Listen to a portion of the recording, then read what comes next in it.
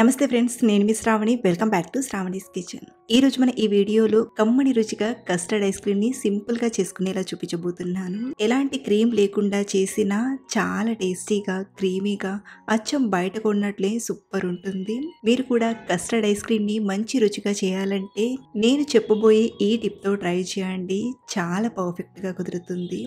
మరి లేట్ చేయకుండా ఈ చల్లని కస్టర్డ్ ఐస్ క్రీమ్ ని ఇంట్లోనే ఎలా చేయాలో ఇప్పుడు చూద్దాం రండి.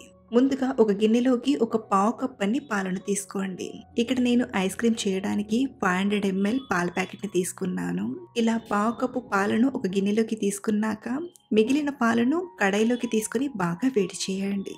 అలాగే మనం ఇక్కడ ఐస్ క్రీమ్ కోసం పాలను తీసుకుంటున్నాం కాబట్టి ఫుల్ ఫ్యాట్ పాలను తీసుకొని చేస్తే చాలా బాగా కుదురుతుంది.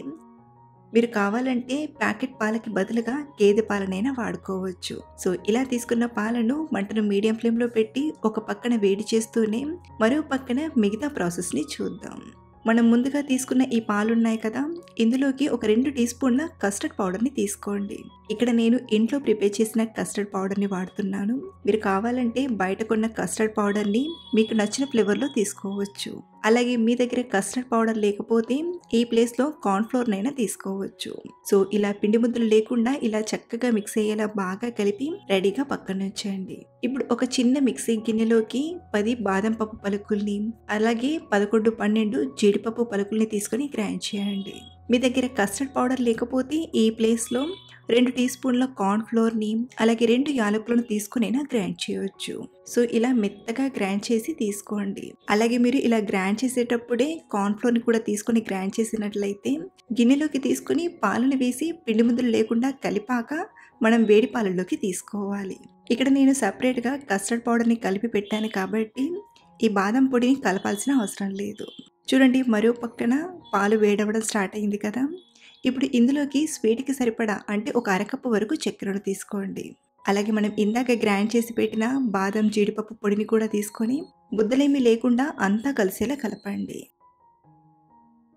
చూడండి, ఇలా పాలల్లో చక్కగా కలిసిపోయేలా బాగా కలిపాక ఒక 2-3 నిమిషాలు మరిగించండి. దీని వలన పాలనేవి కొంచెం చిక్కబడతాయి. ఇలా పాలను ఒక 2-3 నిమిషాలు బాగా మరిగించాక ఇప్పుడు ఇందులోకి మనం కలిపి పెట్టిన కస్టర్డ్ పౌడర్ పాలను తీసుకుందాం. అలాగే పాలల్లోకి తీసుకునేటప్పుడు మరొకసారి పిండి ముద్దలు లేకుండా బాగా కలిపి పాలల్లోకి తీసుకొని వెంటనే కలపండి. ఇలా మనం కస్టర్డ్ పౌడర్ పాలను తీసుకునేటప్పుడు మంటను లో ఫ్లేమ్లో పెట్టి అంతా కలిసేలా బాగా కలిపాక మంటను మీడియం ఫ్లేమ్లోకి అడ్జస్ట్ చేసి ఒక 2-3 నిమిషాలు ఉడికించండి. అలాగే ఇలా ఉడికిస్తున్నప్పుడు కలుపుతూ ఉడికించండి. దీని వలన ముద్దలు కట్టకుండా పాలు మాడిపోకుండా ఈవెన్గా మరిగించవచ్చు.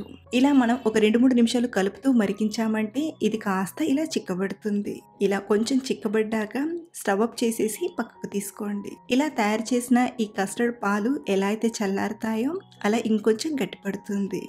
పూర్తిగా చల్లారాక చూపిస్తున్నాను. చూడండి, కొంచెం చిక్కబడ్డాయి కదా. ఇలా ఒకసారి బాగా కలిపాక ఇప్పుడు ఈ పాలను మిక్సీ గిన్నెలోకి తీసుకొని 2-3 సార్లు పల్సిస్తూ గ్రైండ్ చేసి తీసుకోండి. చూడండి, మనం ఇలా కొంచెం సేపు గ్రైండ్ చేసిన పైన నురగగా ఇలా క్రీమీగా వస్తుంది. ఇలా వచ్చిందంటే మనకు ఐస్ క్రీమ్ చాలా బాగా కుదురుతుంది. సో ఇలా తయారు చేసిన ఈ ఐస్ క్రీమ్ మిక్స్ని ఒక డబ్బాలోకి తీసుకొనైనా ఐస్ క్రీమ్ని ప్రిపేర్ చేసుకోవచ్చు, లేదా టీ గ్లాస్లోకి తీసుకొని కుల్ఫీలా అయినా చేసుకోవచ్చు. ఇక్కడ నేను కట్ కుల్ఫీలా చేయడానికి ఇలాంటి 2 స్టీల్ డబ్బాలను తీసుకున్నాను. ఇప్పుడు ఇందులోకి మనం తయారు చేసిన ఐస్ క్రీమ్ మిక్స్ని రెండిట్లోకి సమానంగా తీసుకుందాం. మనం తయారు చేసిన క్వాంటిటీ ఈ రెండిట్లో 3/4 వరకు వస్తుంది. సో ఇలా తీసుకున్నాక మనం ఫ్రిడ్జ్లో పెట్టినప్పుడు ఐస్ వాటర్ ఐస్ క్రీమ్ పై పడకుండా ఉండడానికి అడ్డంగా అల్యూమినియం ఫాయిల్ కవర్ని పెడుతున్నాను. మీరు కావాలంటే ప్లాస్టిక్ కవర్నైనా పెట్టచ్చు. ఇప్పుడు కవర్ చేసి ఒక 8-10 గంటల పాటు ఫ్రీజర్లో పెట్టండి. టెంపరేచర్ని కొంచెం ఎక్కువగా పెట్టండి.